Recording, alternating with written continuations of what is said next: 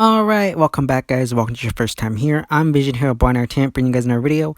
Today I'm giving you guys my review for The Walking Dead Season 11 Episode 4, Rendition. Now if The Walking Dead is something you're interested in, don't forget to hit subscribe button down below, hit that bell icon, to miss more Walking Dead content from me, moving forward. Now let's begin. So, we got Episode 4, Rendition. Now, honestly, I absolutely hated this episode. Totally worst episode. I won't ever probably watch this one again. I'll say this much, it did connect back to episode 18 of season 10, but even that episode I'm probably never going to watch again. I absolutely hated this episode. Now, first off, we got the return of Leah. Now, that's fine, I don't care. She's an interesting character and all, and it definitely adds some more stuff with the Daryl character, but overall, not much there. Now, you got Daryl who's kidnapped. We saw that coming. And he's brought back to Meridian where the Reaper's base is. And I think it was Maggie's old group's place. And, you know, that's where they kidnap him. Now, they're interrogating him for information. Leah steps in and tells her people, you know, she knows him. She can get the information they want out of him. And, you know, he kind of gives up. He doesn't give up, but he kind of tells her, you know what, you know, I work alone I originally told you. I was just with that group to, you know, trade with supplies and whatnot, which will make sense for the Daryl character. That's fine. He also meets up with Frost because he's put in a cell and Frost is across from him. Now, again, I'm gonna say this much, I don't understand why they would kidnap Frost. Like, they kill Cole, but yet they kidnap Frost. Like, why not kidnap Cole as well? Or, like, it just makes no sense. I just don't like the ideology there. Like, it just makes the Reapers look stupid. And, honestly, it just is annoying. Now, you got the introduction to Pope. Now, I got kind of mixed here. Yes, he still looks like a goofy, idiotic villain. And honestly, yeah, I don't like the guy. He just comes off as stupid. And I'll get into more of that later. But you got him introducing to Leah. And we get introduced to him because one of his men is killed.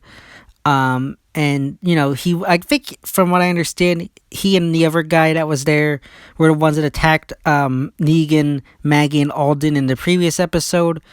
And that's, you know, what happened there. And the guy dies, and it, you know, brings Leah to talk to Daryl. And they kind of have this conversation there. Honestly, does it really matter? Do I really care? You know, it just talks about how, you know, he was my brother, you know, they were friends or whatnot, and, you know, she hasn't lost anybody in a long time, so that kind of, I guess, like, you know, tore up some cracks within herself, just due to the fact that they haven't lost anybody in a long time.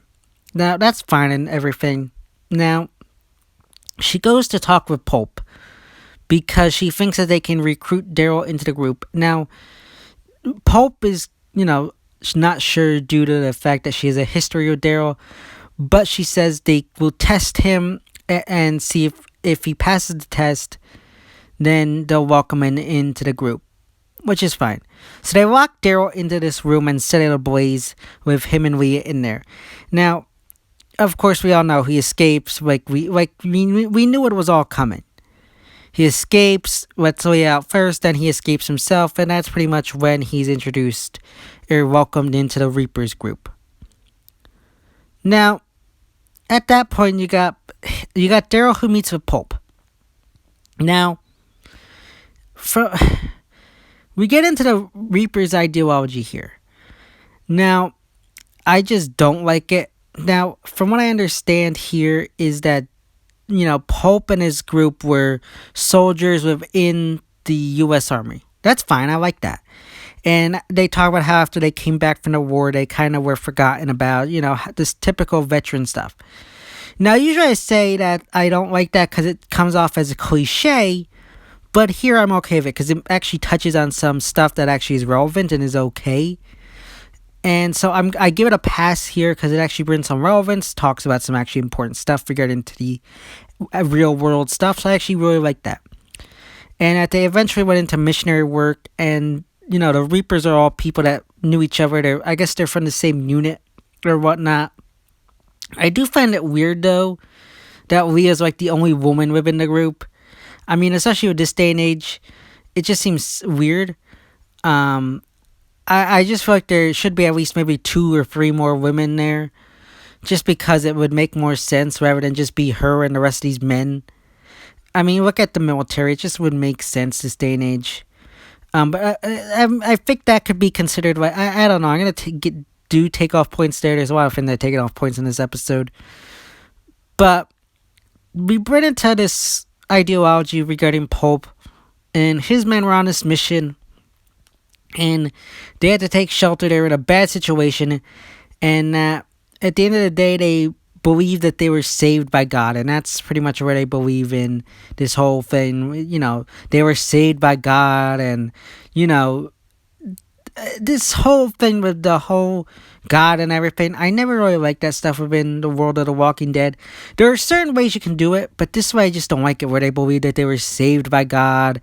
They were, the chosen ones. It just comes off as, I don't know, preachy or just goofy. I don't like it when you got villains who believe that they were, the chosen ones. But he talks to Daryl, he didn't believe in God, and he's trying to talk Daryl into believing in God. And you got Daryl who kind of, says, he doesn't believe in God. But in the end, he kind of, goes along with everything to, fall in line with Pope. And the two pretty much end up being on good terms with each other. That's all fine and dandy. Now, then you go into this campfire scene with the rest of the Reapers. Now, like I said, you had the guy that died earlier on, and you had this other guy who brought him back. Now, Pope is curious as to this guy with the markings on his back, because he has these markings on his back, but he said that he carried, the other guy back. So Pope's very questioning, like, how do you get these marks on your back when you're carrying your brother back?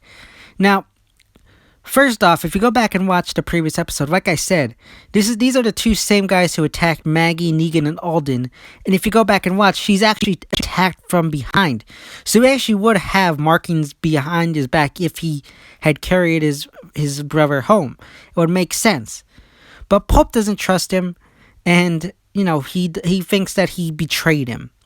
So he throws this dude's in the fire, because they were eating around this fire, and he throws this guy into the fire, and he kills him. And this is where I get very frustrated, very annoyed, because they literally ripped off Negan and the Saviors. Like, they legit ripped this whole thing off. Like, I legit hate this whole scene, and takes off points here. Like, seriously? Angela Kang couldn't come up with anything else original, so she ripped off what they did with the Negan arc. F that. Like, and everybody's talking about how this is a cool, badass scene. No, F that. Scott Gimple did this originally with Negan, and yet everybody hated it. Yeah, Angela Kang does it here, ripping off what they already did, and gets praised for this. F off. This is bullshit. Like, I complete and utterly hate this. I just, like, legit hate how they had this whole thing about how, like, they were born from the fire, they rise from the ashes, and they return, die through fire or whatever. Again, just stupid, idiotic stuff that I just don't care for. And it also doesn't make sense why Pope would do this, because you got Leah, who extracted information from Daryl earlier on in the episode, where he tells her that their group is outnumbered by the rest of his group.